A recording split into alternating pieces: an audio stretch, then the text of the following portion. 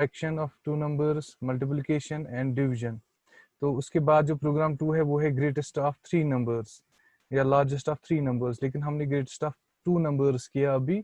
तो सिलेबस वाला अभी हमने करना है लार्जेस्ट ऑफ 3 नंबर्स। ये मैंने प्रोग्राम करके रखा है ऑलरेडी, ताकि हमारा टाइम वेस्ट ना हो जाए। इसको हम एक्सप्लेन करेंगे और साथ साथ ये भी देखने की कोशिश करेंगे कि किस तरह से कौन सा स्टेटमेंट काम करेगा।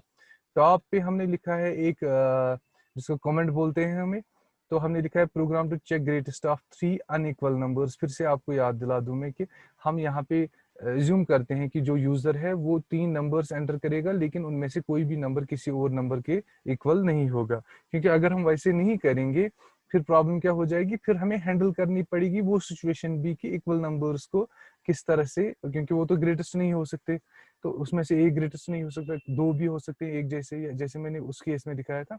तो उस सिनेरियो को हम छोड़ देते हैं, हम ये एज्यूम करते हैं कि हर कोई नंबर डिफरेंट होगा। तो अदरवाइज हमें प्रोग्रामिंग स्टेटमेंट्स को बढ़ाना पड़ेगा। तो फिर हमने इंक्लूड किया है iostream.h एंड iconio.h को। इसके बाद अगर हम देखेंगे, हमने सेम वैसे ही वाइड मेन फंक्शन को यूज किया है, और इसके बाद क्लियर स्क्रीन और एंड पे गेट ch। लेकिन इसके दरमियान हम देखेंगे हमने क्या किया है। हम पहले प्रॉब्लम को समझने की कोशिश करेंगे। अगर आपसे ये पूछा जाएगा कि 3 नंबर्स में से आपको क्या करना है, you have to find the largest among 3 numbers, तो पहले आप क्या बोलोगे कि 3 नंबर्स कौन से है, आप नंबर्स 3 बताओ। After that we will tell you कि इनमें से सबसे बड़ा नंबर कौन सा है। तो जब हम सिस्टम को वही इसी तरह 3 नंबर्स बोलेंगे कि आपको 3 नंबर्स में से आपको ढूंढना है कि बड़ा नंबर कौन सा है, सिस्टम को पहले उन नंबर्स को स्टोर करना पड़ेगा। किसी ने अनम्यूट रखा है वो प्लीज म्यूट रखिए, ठीक है, बीच बीच में आवाज आ रही है। किसी ने म्यूट नहीं किया है आप म्यूट कीजिए प्लीज। तो फिर क्या होता है, जब हम सिस्टम को ये नंबर्स 3 देंगे, सिस्टम को पहले इन नंबर्स को कहीं पे स्टोर करना पड़ेगा। तो इन नंबर्स को स्टोर करने के लिए क्या होता है, वेरिएबल्स का यूज किया जाता है। तो इसीलिए हमने यहाँ पे पहले 3 वेरिएबल्स को डिक्लेयर किया है, इंट ए बी सी। आप वेरिएबल्स के कुछ भी नाम दे सकते हो, सिर्फ इतना ध्यान रखना है कि जो रूल्स है वेरिएबल्स को क्रिएट करने के लिए, उन रूल्स के अकॉर्डिंगली आप कोई भी वेरिएबल क्रिएट कर सकते हो। तो जब हमने यहाँ पे 3 वेरिएबल्स क्रिएट किए ए बी और सी, इंट से हमने इनको डिक्लेयर किया है, दैट मीन्स इनमें इंटीजर स्टोर रख सकते हैं। फिर नीचे जो स्टेटमेंट, क्लियर स्क्रीन के बाद जो स्टेटमेंट हमने लिखा है, that is C out enter value of A B and C, उसके बाद बैकस्लैश एन, दैट मीन्स जो हम इनपुट देने जा रहे हैं वो नई लाइन पे हमें कर्सर आ जाएगा। तो जब यहाँ से आ जाएगा enter values of A B and C, तो उससे क्या हो जाएगा, उससे हमें एक मैसेज डिस्प्ले हो जाएगी।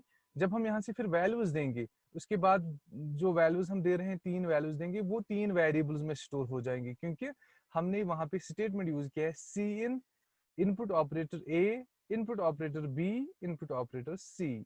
एक वैल्यू ए में जाएगा, एक वैल्यू बी में जाएगा और एक वैल्यू लास्ट वाला वैल्यू सी में जाएगा। तो जब ये रीड हो जाएंगी तीनों वैल्यू, ये स्टोर रह जाएंगी कहाँ पे, मेमोरी पे। तो फिर किस तरह से काम होगा, अलग अलग तरीके हैं इसको हमें ये ढूंढने के लिए कि इनमें से बड़ा कौन सा है, लेकिन एक तरीका हमने चुना है, उसी को हम एक्सप्लेन करेंगे। हमने स्टार्टिंग स्टेटमेंट लिखा है if A greater then B, फिर एम परसेंट लिखा है, इसका मतलब हो गया logical and. C plus plus में जो लॉजिकल एंड है वो हम इसी तरह लिखते हैं, एम परसेंट 2 बार लिखते हैं, लॉजिकल एंड इसको बोला जाता है। That means if A greater then B and A greater then C. तो सेम इज द केस अगर आप इंग्लिश लैंग्वेज में ऐसे भी लिखोगे कि अगर ए बी से बड़ा है और अगर ए सी से बड़ा है, तब हम इज्यूम करते हैं कि ए बी और सी से बड़ा है, इसलिए ए सबसे बड़ा नंबर है। सिमिलरली हम सी प्लस प्लस में भी वैसे ही लिखते हैं, लेकिन यहाँ जो एंड है लॉजिकल एंड, वो हम किस तरह से लिखते हैं, एम परसेंट के थ्रू। तो यहाँ पे ये कंडीशन जो है, इसमें सिर्फ एक एक्सप्रेशन नहीं है, इसमें हमने 2 रिलेशनल एक्सप्रेशन को ज्वाइन किया है। अगर थोड़ा सा आप ध्यान दोगे, देखिए अगर अगर जो नंबर्स हम दे रहे हैं यहाँ से, अगर सचमुच ए बी से बड़ा है तो ये वाली कंडीशन ट्रू बन जाती है। तो अगर फिर ए सी से भी बड़ा है, ये वाली कंडीशन भी ट्रू हो जाएगी। और हमेशा जब एक कंडीशन ट्रू हो जाती है और दूसरी कंडीशन भी ट्रू होगी, तो एंड में उसका रिजल्ट ट्रू ही होता है, ये आपको याद रखना है। एंड मीन्स, एंड की अगर हम बात करेंगे, एंड क्या करता है, 0 and 0 is equal to 0, 0 and 1 is equal to 0, 1 and 0 is equal to 0, 1 and 1 is equal to 1। That means अगर आपने एक बार झूठ बोला, दूसरी बार भी झूठ बोला, तो आपको झूठा ही माना जाएगा। फिर अगर आप एक बार सच बोल रहे हो, दूसरी बार झूठ बोल रहे हो, फिर भी आपको झूठा माना जाएगा। फिर अगर आप पहले झूठ बोल रहे हो, फिर सच बोल रहे हो, फिर भी आपको झूठा माना जाएगा। लेकिन जब आप हर बार सिर्फ सच बोलते हो, फिर उसका रिजल्ट माना जाएगा कि आप हमेशा सच बोलते हो। यही होता है किसमें, एंड में, लॉजिकल एंड में। या अगर मैं आपसे बोलूं कि अगर आपको याद होगा, मैंने समझाया था जब हमने पहले पढ़ा था C++ के बेसिक यूनिट में, यहाँ पे मैं फिर से आपको बता देता हूँ। अगर हम एंड यूज करते हैं, अगर मैं आपको बोलता हूँ give me a pen and a copy, तो आपको क्या करना है, आपको पेन भी देना है मुझे और कॉपी भी देनी है, फिर मेरी कंडीशन सेटिस्फाई हो जाएगी, वो ट्रू मानी जाएगी। अगर आप मुझे ना पेन दे रहे हो ना कॉपी दे रहे हो, तो मेरी कंडीशन सेटिस्फाई नहीं हो रही है। सिमिलरली अगर मुझे आप पेन दे रहे हो लेकिन कॉपी नहीं दे रहे हो, या कॉपी दे रहे हो लेकिन पेन नहीं दे रहे हो, तो एक कोई भी एक कंडीशन अगर फॉल्स है, तो फाइनल रिजल्ट जो है एक्सप्रेशन का वो भी फॉल्स आ जाता है। लेकिन अगर आप मुझे पेन भी दे रहे हो, पेंसिल भी दे रहे हो, दैट मीन्स सारी कंडीशन अगर ट्रू है, तो फाइनल रिजल्ट इसका ट्रू आ जाता है। तो ये आपको यहाँ पे याद रखना है, जब इफ कंडीशन के साथ हम एक से ज्यादा स्टेटमेंट्स को, एक से ज्यादा कंडीशनल एक्सप्रेशंस को जोड़ देते हैं यूजिंग एंड और यूजिंग और, तो उस टाइम हमें ध्यान रखना है कि फाइनल रिजल्ट क्या आ जाएगा। तो यहाँ पे फाइनल रिजल्ट क्या आ जाएगा, if A is greater then B and A is greater then C. जब ए बी से भी बड़ा है और ए सी से भी बड़ा है, तब हम डिस्प्ले कराएंगे सी आउट ए इज ग्रेटेस्ट या ए इज लार्जेस्ट नंबर। इसके बाद दूसरा सिनेरियो है एल्स। फिर हम एल्स पार्ट में जाएंगे और एल्स के साथ उसका अपना इफ है। तो एल्स वाला इफ क्या करेगा, हम अगर इस तरह से देखेंगे, एक्चुअली हमें इसको किस तरह रखना है मैं बताऊंगा। यहाँ पे इसको हम टैब से थोड़ा सा पीछे, मैं इसको यहाँ पे लाता हूँ, ये इस तरह से एक्चुअली प्रोग्राम बन जाता है। तो यहाँ पे क्या होगा, इफ, इस इफ का एल्स अब यहाँ पे आ जाता है एल्स पार्ट में। दैट मीन्स अगर ए बी से बड़ा है या ए सी से बड़ा है, तो फिर पहला वाला स्टेटमेंट एग्जीक्यूट हो जाएगा और प्रोग्राम खत्म हो जाएगा। लेकिन अगर इन दोनों कंडीशंस में से कोई फॉल्स है, दैट मीन्स ए बी से बड़ा है लेकिन ए सी से बड़ा नहीं है, एक ये हो सकता है। दूसरा, ए बी से बड़ा नहीं है लेकिन ए सी से बड़ा है, या ए ना बी से बड़ा है ना सी से बड़ा है। दैट मीन्स कोई भी कंडीशन अगर फॉल्स हो रही है, तो ये इस पार्ट में नहीं जाएगा, फिर ये एल्स पार्ट में जाएगा। अब हम एल्स में देखते हैं। एल्स में ये बोल रहा है if B greater then A, अगर बी ए से बड़ा है and B greater then C, same वैसे, और बी सी से भी बड़ा है, फिर क्या, सी आउट बी इज ग्रेटेस्ट। फिर आप ये डिस्प्ले कर दो कि बी सबसे बड़ा है। लेकिन अगर ना पहले वाली कंडीशन ट्रू है ना दूसरी वाली कंडीशन ट्रू है, तो फिर क्या हो जाएगा, फिर हमें पता ही है, जब ए भी सबसे बड़ा नहीं है, बी भी सबसे बड़ा नहीं है, फिर इसके एल्स पार्ट में जाके हम सीधे डिस्प्ले करेंगे कि फिर सी सबसे बड़ा नंबर है। ये हमारा प्रोग्राम है। आप इसका स्क्रीनशॉट ले लो, इसको हम रन करेंगे यहाँ पे और हम देखेंगे ये किस तरह से काम करेगा। यहाँ पे हम वैल्यूज देते हैं। पहला वैल्यू ए का देंगे हम फॉर एग्जांपल 50, बी का देंगे 40 और सी का देंगे 30। इस तरह से हमने वैल्यूज दिए। तो हम देखेंगे हमारा जो रिजल्ट है वो क्या आ जाएगा, ए इज ग्रेटेस्ट। दैट मीन जो पहला नंबर है वो सबसे बड़ा है। सिमिलरली हम इसको रन करते जाएंगे, फिर से हम केस चेंज करते जाएंगे। अब हम देंगे पहला वाला 50, दूसरा वाला वैल्यू देंगे हम 40 पहले दिया, फिर 50 और तीसरा देंगे 20। तो अब कौन सा बड़ा है, अब बी बड़ा है, तो हमें डिस्प्ले क्या आना चाहिए, बी इज ग्रेटेस्ट नंबर। तो इसी तरह हम करेंगे काम। हम इसको फिर से रन करते हैं। अब हम देंगे ए वाला छोटा, बी वाला उससे बड़ा देंगे और सी वाला उससे बड़ा देंगे। जब हम देखेंगे सी इज ग्रेटेस्ट, तो हमारा जो प्रोग्राम है ये अच्छे से किसी भी सिचुएशन को टैकल कर पा रहा है। हम जिस नंबर को बड़ा रख रहे हैं, तो हमारा प्रोग्राम उसी नंबर को डिस्प्ले करा रहा है कि ये वाला नंबर आपने जो एंटर किया है ये बड़ा नंबर है। तो ये प्रोग्राम हमारे सिलेबस में है, आप इसको स्क्रीनशॉट ले लो। अब मैं इसको आपके बाद में आपको इसके नोट्स भी दे दूंगा, मतलब प्रोग्राम में जो हमने लिखा है वो। लेकिन अभी आप इसका स्क्रीनशॉट लेके इसको फिर से समझने की कोशिश करो कि किस स्टेटमेंट में क्या हो रहा है। इसको अलग अलग वैल्यूज इनपुट में दे दो और देखो किस तरह से ये काम कर रहा है। ये हो गया हमारा प्रोग्राम कि हम किस तरह से ग्रेटेस्ट ऑफ 3 नंबर्स को फाइंड कर सकते हैं। अगर कहीं पे आपको अभी समझ नहीं आया होगा, आप मुझे बता सकते हो आगे, तो मैं इसको रिपीट भी कर सकता हूँ। ठीक है, तो इसके साथ साथ अब हम देखते हैं और एक प्रोग्राम। इसको मैं पहले क्लोज कर देता हूँ।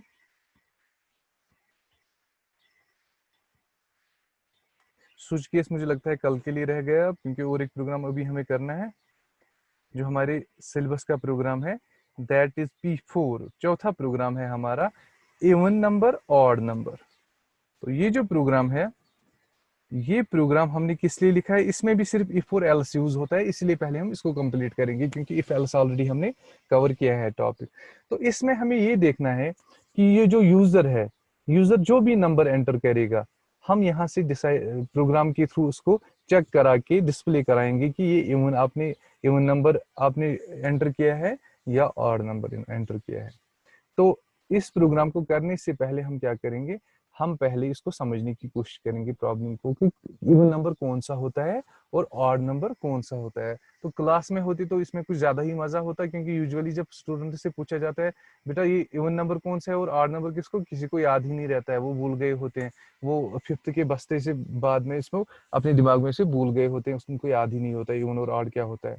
तो अगर आपको मैं ऐसे बोलूं कि इवन और ऑड नंबर कौन सा है, यूजुअली आप बोलोगे 1, 3, 5, 7 ये ऑड नंबर्स है, और आप बोलोगे 2, 4, 6, 8 ये इवन नंबर्स है। लेकिन अगर मैथमेटिकली आपको बोलना होगा कि इवन नंबर कौन सा होगा और ऑड नंबर कौन सा होगा, तो किस तरह से बताएंगे हम, जिस भी नंबर को हम डिवाइड करेंगे 2 से, ध्यान से सुनो आप प्लीज, जब भी किसी नंबर को हम 2 से डिवाइड करेंगे, अगर उसका रिमाइंडर 0 आता है डिवाइड करने के बाद, तो वो नंबर जो है वो इवन नंबर है। हम एग्जांपल्स लेंगे, अलग अलग एग्जांपल्स।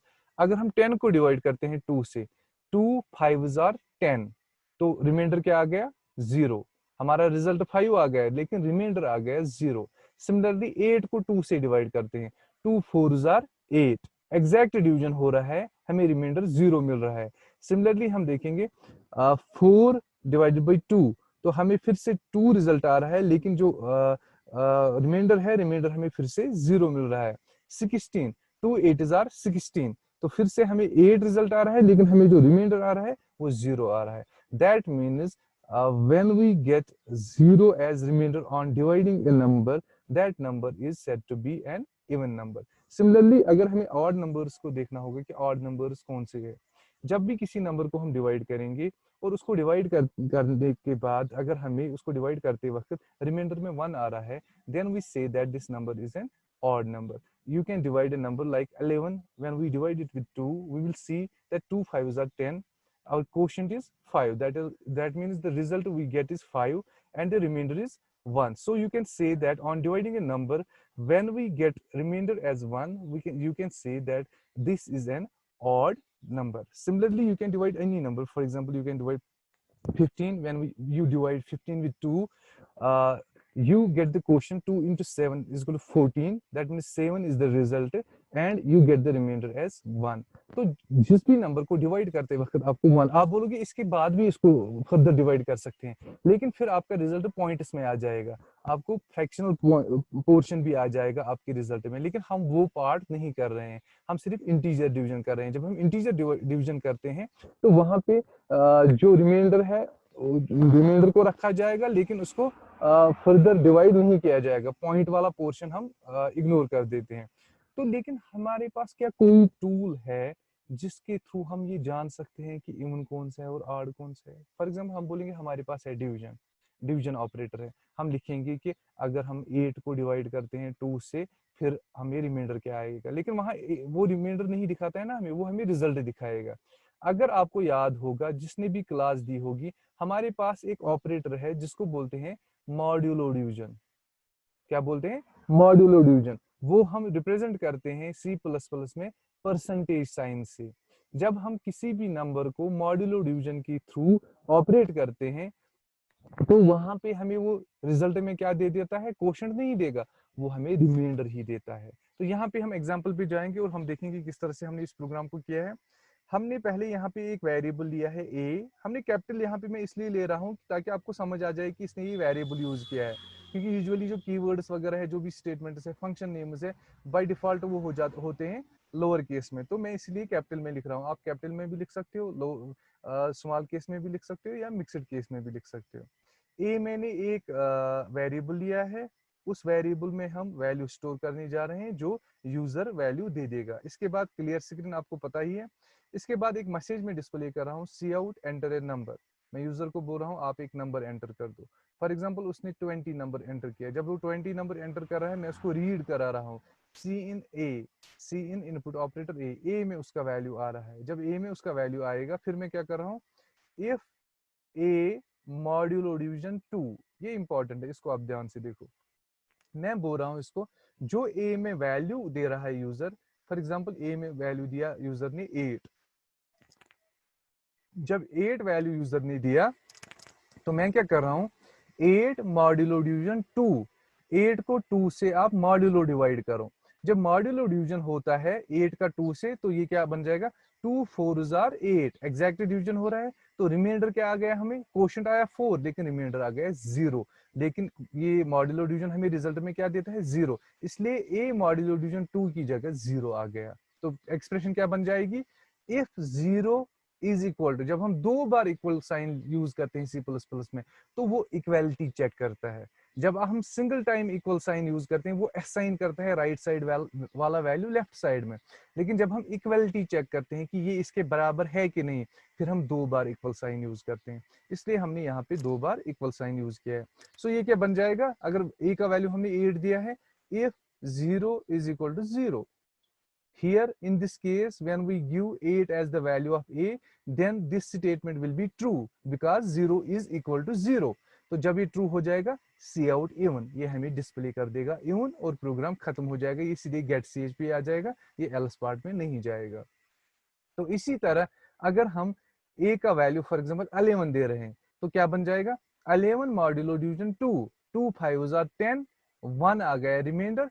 तो a मॉड्यूलो डिवीजन 2 की जगह हमें 1 आ रहा है। जब हमें 1 आ जाएगा इस जगह पे तो स्टेटमेंट क्या बन जाएगी, if 1 is equal to 0 but 1 is not equal to 0। जब 1 0 के बराबर नहीं है कंडीशन विल बी फॉल्स, तो इसका स्टेटमेंट इवन वाला स्टेटमेंट अब एग्जीक्यूट नहीं होगा, ये एल्स पार्ट में जाएगा, सी आउट ऑड, तो ये ऑड डिस्प्ले कर देगा। और एक वैल्यू देते थे हम ए का, फॉर एग्जांपल हम ए का वैल्यू दे रहे हैं अब 24, तो यहाँ पे क्या बन जाएगा, ये a modulo division 2, that means 24 modulo division 2, that means 2 into 12, तो 2 into 12 बन जाएगा 24। एग्जैक्ट डिवीजन हो गया, हमारे जो मॉड्यूलो डिवीजन का रिजल्ट है दैट इज 0, क्योंकि रिमाइंडर हमें कुछ भी नहीं आया, दैट मींस रिमाइंडर 0 आ गया। तो स्टेटमेंट क्या बन जाएगा, इफ 0 इज इक्वल टू 0, तो ये ट्रू कंडीशन है क्योंकि 0 0 के बराबर है, सी आउट इवन, तो ये हमें देगा कि 24 जो है वो इवन है, तो एल्स पार्ट में ये नहीं जाएगा। लेकिन फिर से अगर हम देखेंगे, हम a का वैल्यू अब देंगे 33, तो यहाँ पे क्या बन जाएगा, if a modulo division 2, that means if 33 modulo division 2, that means 2 into 16 is equal to 32 and remainder is 1, that means the result of this expression a modulo division 2 will be 1। And जब इसको compare किया जाएगा, if 1 is equal to 0, no 1 is not equal to 0, so the condition is false, इसलिए ये C out even को execute नहीं करेगा, ये एल्स पार्ट में जाएगा, एल्स पार्ट में ये डिस्प्ले करेगा सी आउट ऑड। तो हमने देखा कि हमारा प्रोग्राम अच्छे से काम कर रहा है। अब इसको हम सचमुच रन करके देखते हैं कि ये इसी तरह से काम करेगा जिस तरह हमारा लॉजिक बोल रहा है। हम यहाँ पे इसको नंबर देंगे 35 हम नंबर दे रहे हैं, ये दे रहा है वहां से कि ये एक ऑड नंबर है। फिर से देंगे हम 76, तो ये बोल रहा है कि ये इवन नंबर है। फिर से देंगे हम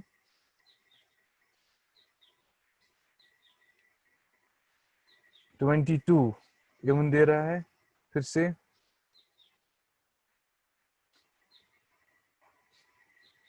12 इवन दे रहा है, कंट्रोल F9, फिर से 11 ऑड दे रहा है। तो ये जो हमारा प्रोग्राम है ये अच्छे से काम कर रहा है। आप इसका स्क्रीनशॉट ले सकते हो, दोनों प्रोग्राम्स को आप समझने की कोशिश करो कि किस तरह से कौन सा प्रोग्राम क्या काम करता है।